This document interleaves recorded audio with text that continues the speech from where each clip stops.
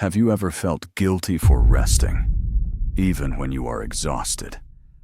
Have you ever opened your phone just to relax, and somehow ended up measuring your sleep score, your step count, your productivity streak, your calorie deficit, your screen time, as if your entire existence is a performance review? When did your life turn into a dashboard somewhere along the way? We stopped living and started optimizing. We track our habits. We quantify our moods. We monetize our hobbies. We schedule our friendships. We even turn our healing into a self-improvement project. And if a day passes without visible progress, we feel like we failed. This is not ambition. This is not growth. This is hyper-optimization, and it is quietly stealing your humanity. As Alan Watts once said, the meaning of life is just to be alive. Simple words, but almost impossible for the modern mind to accept, because you were taught that life must be improved, maximized, leveraged. Just being alive is no longer enough. The productivity trap. You are living inside a culture that worships efficiency. Every second must produce something. Every hobby must scale. Every relationship must add value.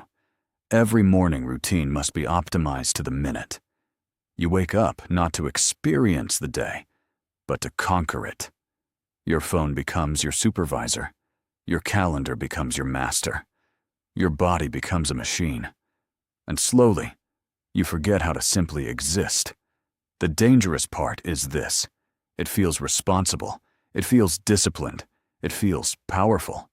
But underneath it, there is fear. Fear of falling behind.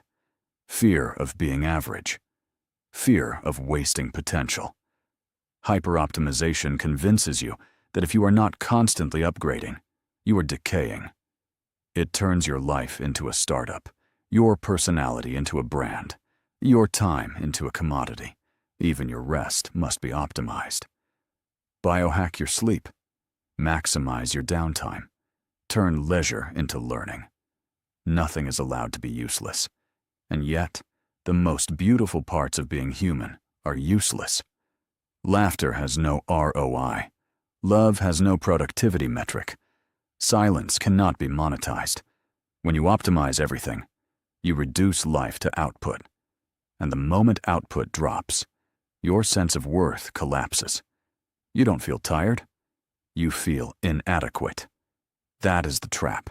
In Fight Club, there's a line that cuts through this illusion.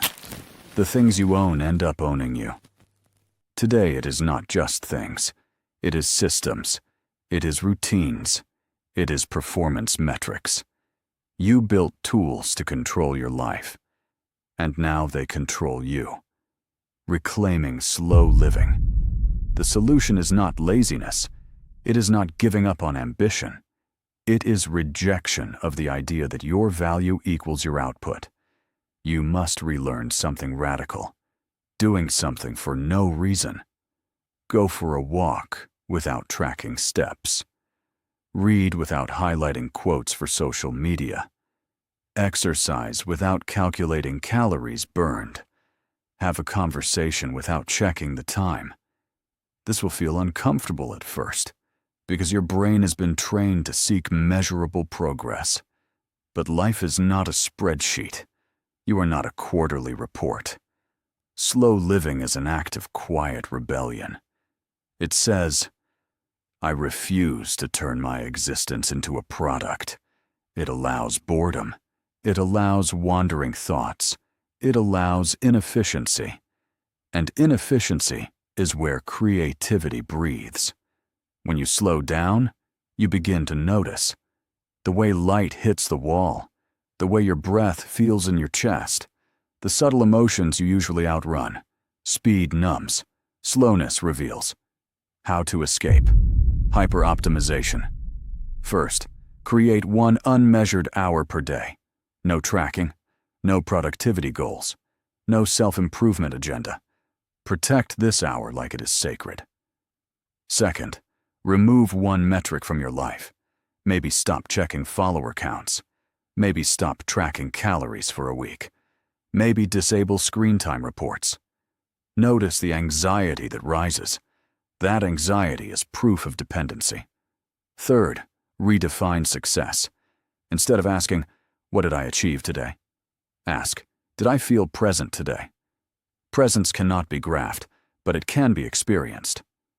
Fourth, schedule nothing time. Not recovery time, not creative time, just nothing. Let your mind wander without forcing insight. Let silence stretch without filling it. At first, it will feel like wasting time, but what you are actually doing is reclaiming ownership of your existence. Because your life is not a task to optimize. It is not a brand to grow. It is not a machine to fine-tune. It is a fragile, temporary, breathing experience. And one day, it will end. When that day comes, you will not care about your habit streaks. You will not care about your efficiency systems. You will not care about your optimized routines. You will care about moments you actually lived. So slow down, not because you are weak, not because you lack ambition, but because you refuse to reduce your humanity to a metric. In a world obsessed with optimization, choosing to simply be is the most radical act of freedom left.